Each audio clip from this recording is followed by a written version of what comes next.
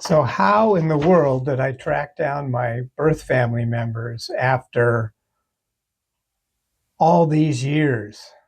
They're in their 70s. Just crazy to be able to do it. And today I'm going to talk about what I went through in slowly unwinding the picture and going down paths and slowly coming through resources to be able to track them down and have this amazing reunion that I've had. Um, For those of you that have been with me on this, I started with a hospital bill from 1960 that had my birth mother's maiden name on it. And that was my initial information to work with um, when I found out in 1993. So the problem with that is that it was 1993. There's no internet. There's no online databases of names to search and things like that. It was very, very limited. And I talked to a private detective. That was going to be expensive. Having him track around looking at county records trying to find birth certificates. So it just the 90s was a non-starter. Nothing was going to really happen there. There were very few websites. People, I was using AOL and a dial-up modem for email. So it gives you an idea of the limitations at the time. Um, in the 2000s, once 2000 rolled around, you started having more websites, and Ancestry.com got founded. Other sites came to being, and genealogy was getting a whole lot easier and quicker and quicker. But during the 2000s, I was tied up with my adoptive parents. Both my sister and I were very focused on taking care of them after we learned we were adopted and wanted to give back. So they were having health problems. They were having hip replacements. There was, moving them from the house in Chicago down to Florida. A whole lot of efforts were going on with maintaining their quality of life.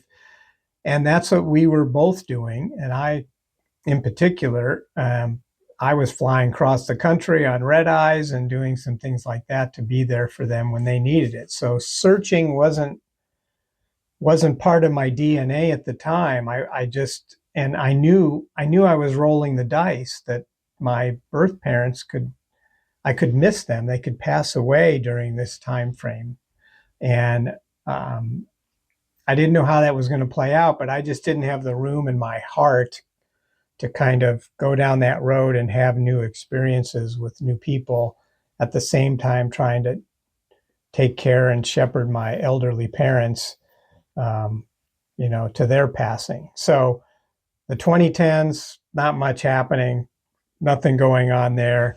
My dad finally passed in 2012 at 95 years old, and my mother preceded him a little bit. And that's when I started getting into some more research and trying to find these people because, I was going to run out of time if I didn't start now. So some interesting things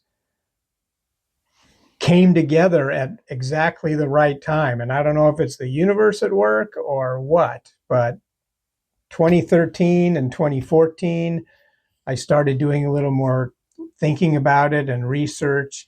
And I came across some statistic that, wow, Illinois had opened up their adoption records to adoptees in 2012. And you could write in and get a revised birth certificate or a copy of your truly original birth certificate, um, which I did. That's a great thing. In 1990, there were only like 3 states that would even allow adoptees to get that information. But by the time 2012 rolled around, there were quite a few. And now there's over 33 states that you can get that information from, with 17 still being fully closed to adoptees. So one of the things you have to do is check in your state and if you have the ability to go after that information or not. And one of the websites that is pushing for states to open up their adoption records is is called bastards.org, which is the Bastard Nation. It's a group trying to open up adoption records in all the states. So don't like the name necessarily, but they're a good resource to know what's going on in your state. My revised birth certificate came back like this little disclaimer on the bottom saying it's not, it's a copy of a sealed record and not to be used for identification purposes. The important part of this is that your birth parents can choose whether to be listed or not at that time. So this particular record for me, my birth father chose to be legally omitted from the certificate of birth. So it does show my birth mother. And the important part that I got from this is that it showed her hometown. So that was information piece number 2 that was very, very critical. So now I had her hometown. And so the next step is like, okay, a thought that came to mind was, I don't know her married name. So I don't know if she still lives there and what her married name would be. I didn't see anything that popped out when I looked at whitepages.com, where you can kind of look for people's, like, just the phone book information. Nothing really popped out there for me as far as, her goes back in that town. So that didn't yield anything. But what did yield something was a website, classmates.com. So you might have heard of this. It's high school yearbooks, hundreds of thousands of them that started as some guy's hobby project. But it's turned into a great resource. So I was able to pull a high school page with my birth mother's photo in it. Little red box right there, if you can see that. So I don't know if you see any resemblance or not. I think she's even got glasses with maybe little wings on the side, typical of 1958. So this is from the 50s. So this was my first glance at what my birth mother looked like in 2014. So search efforts kept going. And because I had her hometown, and I knew she was 20 years old when I was born in 1960, that made her being born in 1940. So the other important part about the year 2012, separate from Illinois opening up their records, was that 2012 is also the year that the US Census Department released all the census data for 1940 for genealogists. So I got lucky there as well, because my birth mother then was born in 1940, and I could go on ancestry.com, which I signed up for, and I found her. I found the family. She had a sister, the parents, everything was right there. And I could start building out a family tree on my birth mother's side and could see all these people back in history. And it was fascinating. I mean, just to be able to go back in time to England and Scotland and hundreds of years ago that's a pretty wild experience. And I was also lucky because my birth mother was born early in 1940, because if she had been born at the end of 1940, that would have been after when the census was taken in April through June. So she wouldn't have shown up in 1940 as being born yet, and she wouldn't then be on the census till 1950, which wouldn't be released until 2022.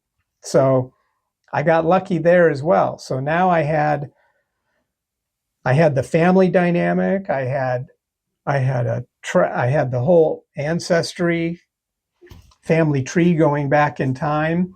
But what did I really have? I still just had my birth mother's maiden name. I didn't know where she lived. I didn't know anything else about how to find her.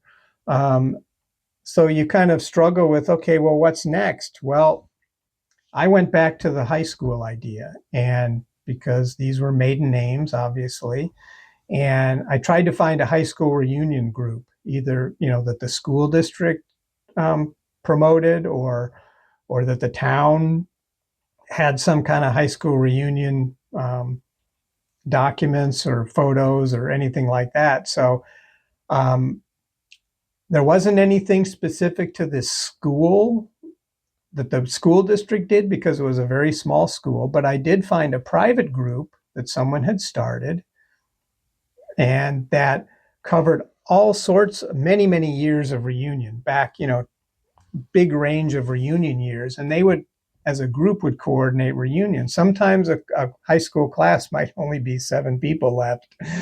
So this group was doing it for multiple years. And so the beauty of this website that I found was that it listed the members of this reunion group and all the different years that they graduated from high school. So I did the math in my head. It's like, okay, mother's born 1940. If she graduates at 18 years old, she's a graduate in 1958. So then I looked through the list of people to hopefully find her in there, but she wasn't a member.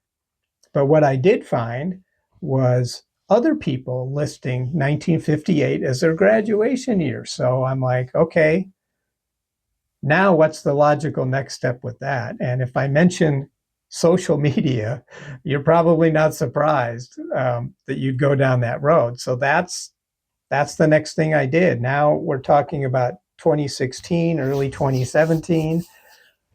I go ahead and pick 3 people from the 1958 graduating class, and I look them up on Facebook to see how active they are.